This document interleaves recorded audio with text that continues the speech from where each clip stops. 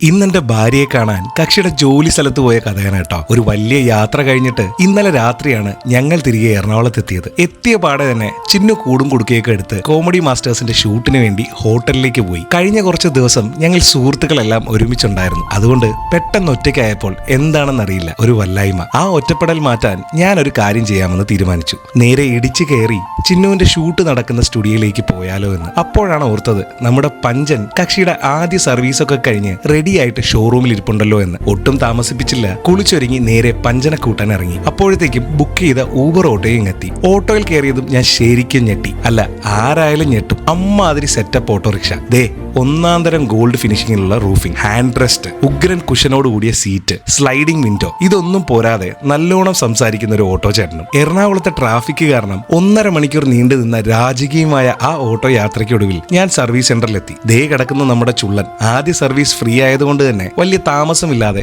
വണ്ടി എടുത്ത് ഞാൻ ഇറങ്ങി. പിന്നെ ഒരു കാര്യം പറയട്ടെ, 2000 കിലോമീറ്റർ ഓടിച്ചത് വെച്ച് ഞാൻ ഈ വണ്ടിയിൽ 100% സന്തുഷ്ടനാണ് കേട്ടോ. ഇനിയിപ്പോ ഒരു ഡീറ്റെയിൽ റിവ്യൂ വേണമെങ്കിൽ താഴെ കമന്റ് ചെയ്താൽ മതി. അങ്ങനെ ഇവിടുന്ന് നേരെ ചിന്നുവിന്റെ സ്റ്റുഡിയോയിലേക്ക് പോകാമെന്ന് വിചാരിച്ചപ്പോഴാണ് വെറും കൈയോടെ പോകുന്നത് ശരിയല്ലല്ലോ എന്നൊരു തോന്നൽ. പിന്നെ ഒന്നും നോക്കിയില്ല, കഴിഞ്ഞ കുറച്ച് ദിവസമായി ഉണ്ടാക്കി നോക്കണമെന്ന് കരുതിയിരുന്ന നമ്മുടെ ഷെഫ് പിള്ളയുടെ റെസിപ്പിയായ നേന്ത്രപ്പഴം കട്ട്ലറ്റ് ഉണ്ടാക്കി ചിന്നുവിന് കൊണ്ടുപോകാമെന്ന് ഉറപ്പിച്ചു. അങ്ങനെ അതിനുള്ള സാധനങ്ങളും മേടിച്ച് തിരികെ ഫ്ലാറ്റിലെത്തി. അപ്പൊ നമുക്ക് നേന്ത്രപ്പഴം കട്ട്ലറ്റ് ഉണ്ടാക്കാം. സംഗതി സിമ്പിൾ ആണ് കേട്ടോ. ആദ്യം 2 നേന്ത്രപ്പഴം പുഴുങ്ങിയെടുത്ത് ഉടച്ചെടുക്കാം. എന്നിട്ട് പാനിലേക്ക് 1 ടേബിൾ സ്പൂൺ നെയ്യ് ഇട്ടിട്ട് അണ്ടിപ്പരിപ്പ്, മുന്തിരി, കൂടെ ചിരകിയ തേങ്ങ എന്നിവയിട്ട് ചെറുതായി ഒന്ന് വഴറ്റിയെടുക്കാം. എന്നിട്ട് അതിലേക്ക് ആവശ്യത്തിനുള്ള പഞ്ചസാര ഇട്ട് കൊടുക്കാം, കൂടെ ലേശം ഏലക്ക പൊടിച്ചതും. എന്നിട്ട് നമ്മുടെ പുഴുങ്ങിയ പഴത്തിലേക്ക് കുറച്ച് ബ്രെഡ് ക്രംസും കൂടെ നമ്മുടെ മിക്സും ഇട്ട് നല്ലോണം കുഴച്ച് റോൾ ആക്കി എടുക്കുക. എന്നിട്ട് മുട്ടയിലും ബ്രെഡ് ക്രംസിലും പരത്തി എണ്ണയിലിട്ട് പൊരിച്ചെടുത്താൽ ഇതാ നമ്മുടെ നേന്ത്രപ്പഴം കട്ട്ലറ്റ് റെഡി. എന്റെ ധൃതി കാരണം കൊണ്ട് കട്ട്ലറ്റിന്റെ ഷേപ്പ് അങ്ങോട്ടും ഇങ്ങോട്ടും ഒന്ന് മാറിപ്പോയിട്ടുണ്ട് കേട്ടോ. അത് കാര്യമാക്കണ്ട. അങ്ങനെ കട്ട്ലറ്റും എടുത്ത് നേരെ സ്റ്റുഡിയോയിലേക്ക് വിട്ടു. ഇവിടെ വെണ്ണലയിലുള്ള